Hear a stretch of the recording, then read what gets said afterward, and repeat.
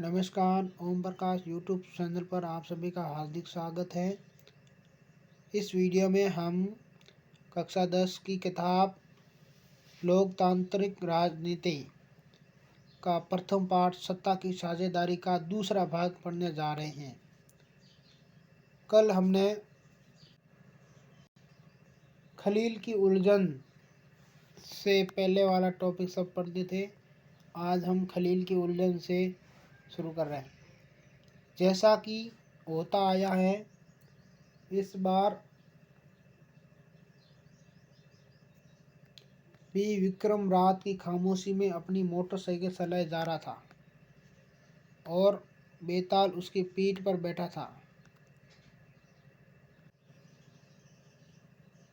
हमेशा की तरह इस बार भी ये सोचकर कि कहीं विक्रम को नींद न आ जाए, बेताल ने कहानी सुनाना शुरू किया।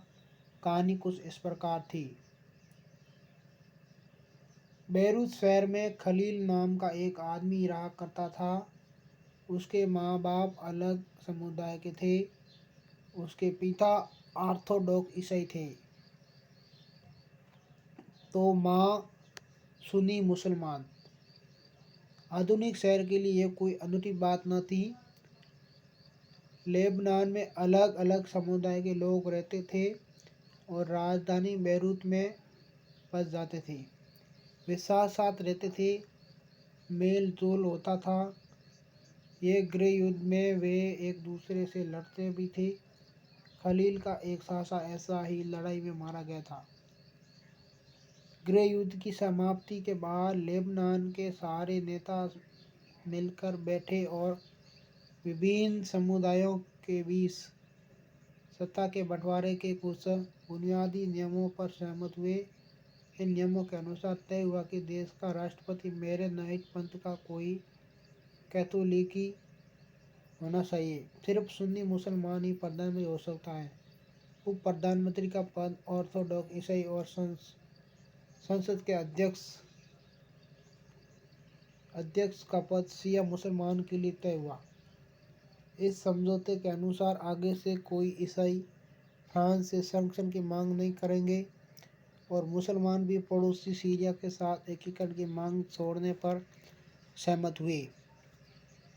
जब ईसाइयों और मुसलमानों के बीच ये समझौता हुआ था कि तब दोनों की आबादी लगभग बराबर थी। बाद में मुसलमान स्पष्ट रूप से बहुमत में आ गए, पर दोनों पक्ष अभी भी उस समझौते का आदर करते हुए उसे मान रहे हैं। खलील को इस समझौते में बड़ी गड़बड़ी लगती है। वह राजनीतिक महत्वाकांक्षा वाला लोकप्रिय व्यक्ति है, लेकिन मौजूदा व्यवस्था के रहते वह सबसे बड़े पद पर पहुंच ही नहीं सकता। वह न तो माँ के धर्म को मानता है और न ही पिता के। असल में वह चाहता ही नहीं कि उसे किसी भी धर्म से जोड़कर पहचाना जाए। उसे समझ में नहीं आता कि लेबनान भी अन्य सामान्य लोकतंत्रों की तरह क्यों नहीं चलता। उसका कहना है, सिर्फ चुनाव कराइए, हर किसी को चुनाव लड़ने की आज़ादी दीजिए और जिसे सबसे ज़्यादा वोट मिले वो राष्ट्रपति बन जाए। भले ही वो किसी समुदाय का हो, लेकिन उसके जिन बड़े बुजुर्गों ने गृह युद्ध देखा है, उनका कहना है कि मौजूदा व्यवस्था की शांति की सबसे असली गारंटी है। अभी कहानी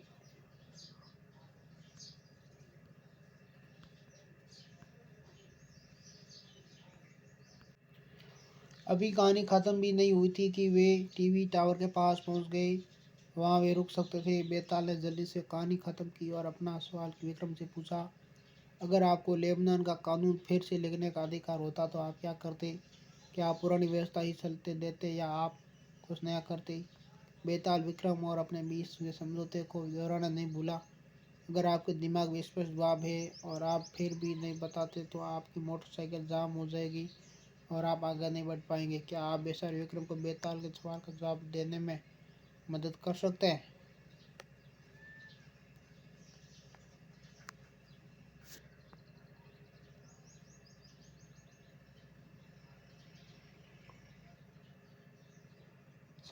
सत्ता की साझेदारी के रूप। राजनीतिक सत्ता का बंटवारा नहीं किया जा सकता। इसी धारणा के विरुद्ध सत्ता की साझेदारी का विचार सामने आया था। लंबे समय से यही मान्यता चली आ रही थी कि सरकार की सारी शक्तियाँ एक व्यक्ति या किसी खास स्थान पर रहने वाले व्यक्ति समूह के हाथ में रहनी चाहिए। अगर फैसले लेने की शक्ति बिगड़ गई तो तुरंत फैसले लेने और उन्हें लागू करना संभव नहीं होगा। लेकिन लोकतंत्र का एक बुनियादी सिद्धांत है कि जनता ही सारी राजनीतिक शक्ति का स्रोत है। इसमें लोग स्वशासन की संस्थाओं के माध्यम से अपना शासन चलाते हैं। एक अच्छे लोकतांत्रिक शासन में समाज के विभिन्न समूहों और उनके विचारों को उचित सम्मान दिया जाता है और सार्वजनिक नीतियाँ तय करने में सबकी बातें शामिल होती है। इसीलिए उसी लोकतांत्रिक शासन को अच्छा माना जाता है जिसमें ज़्यादा से ज़्यादा नागरिकों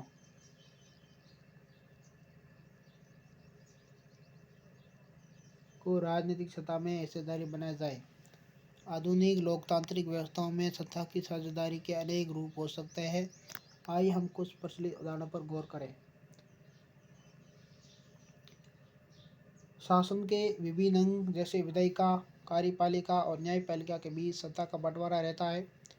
इसे हम सत्ता का क्षैतिज वितरण कहेंगे क्योंकि इसमें सरकार के विभिन्न अंग एक ही स्तर पर रहकर अपनी अपनी शक्ति का उपयोग करते हैं। ऐसे बंटवारे से यह सुनिश्चित हो जाता है कि कोई भी एक अंग सत्ता का असीमित उपयोग नहीं कर सकता। हर अंग दूसरे पर अंकुश रखता है। इससे विभिन्न संस्थाओं के बीच सत्ता का संतुलन बनता है। लोकतांत्रिक संस्थाओं के बारे में 9वीं कक्षा में पढ़ते हुए हमने देखा था कि हमारे देश में कार्यपालिका सत्ता का उपयोग करती जरूर है, पर यह संसद के अधीन कार्य करती है। न्यायपालिका की नियुक्ति कार्यपालिका करती है, पर न्यायपालिका की ही कार्यपालिका पर और विधायिका द्वारा बनाए कानूनों पर अंकुश रखती है। इस व्यवस्था को नियंत्रण और संतुलन की व्यवस्था भी कहते हैं। दूसरा, सरकार के बीच भी विभिन्न स्तरों पर सत्ता का बंटवारा हो सकता है। जैसे पूरे देश के लिए एक सामान्य सरकार हो और फिर प्रांत या क्षेत्रीय स्तर पर अलग अलग सरकार रहे। पूरे देश के लिए बनने वाली ऐसी सामान्य सरकार को अक्सर संघ या केंद्र सरकार कहते हैं। प्रांतीय या क्षेत्रीय स्तर की सरकारों को हर जगह अलग अलग नामों से पुकारा जाता है। भारत में हम इन्हें राज्य सरकार कहते हैं। हर देश में बंटवारा ऐसा ही नहीं है। कई देशों में प्रांतीय या क्षेत्रीय सरकारें नहीं हैं, लेकिन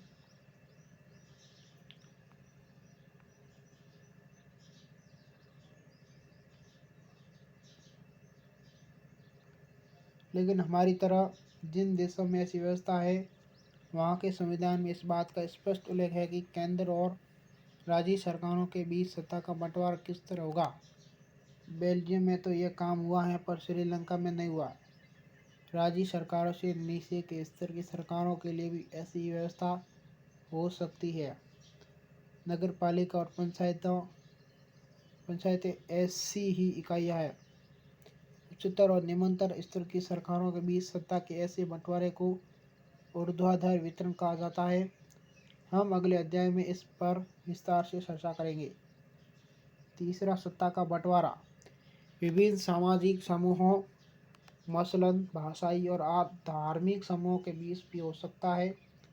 बेल्जियम में सामुदायिक सरकार इस व्यवस्था का एक अच्छा उदाहरण है। कुछ देशों के संविधान और कानून में इस बात का प्रावधान है कि सामाजिक रूप से कमजोर समुदाय और महिलाओं को विधायिका और प्रशासन में हिस्सेदारी दी जाए। पिछले साल हमने अपने देश में प्रचलित आरक्षित चुनाव क्षेत्र वाली वैसी ही व्यवस्था के बारे में पढ़ा था।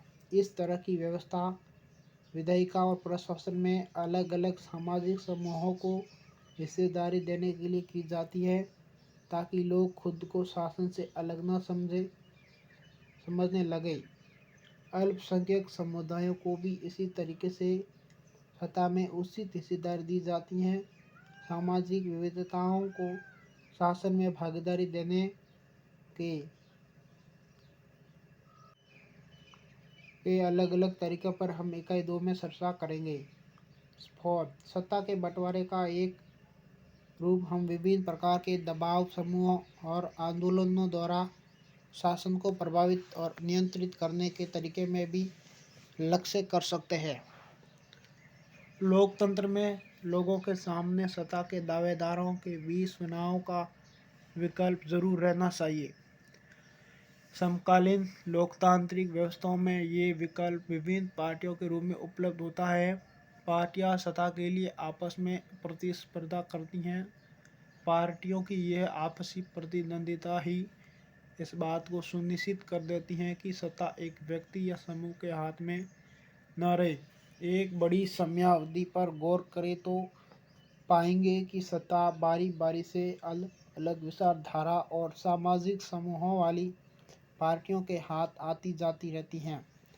कई बार सत्ता की यह भागीदारी एकदम प्रत्यक्ष दिखती है, क्योंकि दो या अधिक पार्टियां मिलकर चुनाव लड़ती हैं या सरकार का गठन करती हैं। लोकतंत्र में हम व्यापारी, उद्योगपति, किसान और औद्योगिक मजदूर जैसे कई संगठित हित समूहों को भी सक्रिय देखते हैं। सरकार की विभिन्न समितियों में सीधी भागीदारी करके या नीतियों पर अपने सदस्य वर्ग के लाभ के लिए दबाव बनाकर ये समूह भी सत्ता में भागीदारी करते हैं। इकाई थर्ड में हम राजनीतिक दलों की कार्यप्रणाली पर गौर करेंगे। सत्ता के बंटवारे के कुछ उदाहरण निम्नलिखित हैं। ये सत्ता की साझेदारी की 4 श्रेणियों में से किस में आते हैं। यहाँ सत्ता का साझा कौन किसके साथ कर रहा है। बम्बई हाई कोर्ट ने महाराष्ट्र सरकार को आदेश दिया कि वह तत्काल कार्रवाई करे और मुंबई के 7 अनाथालयों के 2000 बच्चों के रखरखाव में सुधार करे। कनाडा के ओंटारियो प्रांत की सरकार ने वहां के मूलवासी समुदाय के साथ जमीन के दावों को निपटारा करने पर सहमति दे दी।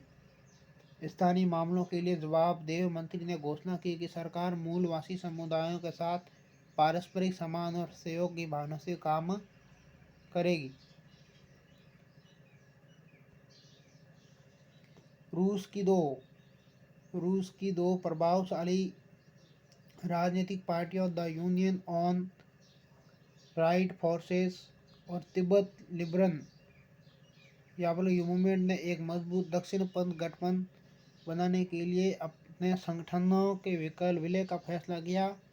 इनका प्रस्ताव है कि अगले संसदीय चुनाव में हम उम्मीदवारों की साझा सूची बनाएंगे। फिर नाइजीरिया के विभिन्न प्रांतों में वित्त मंत्रियों ने एकजुट होकर मांग की कि संघीय सरकार अपनी आमदनी के स्रोत को घोषित करे। वे ये भी जानना चाहते थे कि विभिन्न प्रांतों के बीच राजस्व का बंटवारा किस आधार पर होता है। तो इस प्रकार से सत्ता की साझेदारी वाला पार्ट कंप्लीट होता है।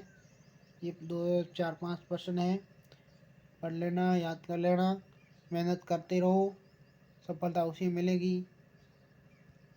फिर मिलते हैं किसी दूसरे पार्ट में। तब तक के लिए धन्यवाद।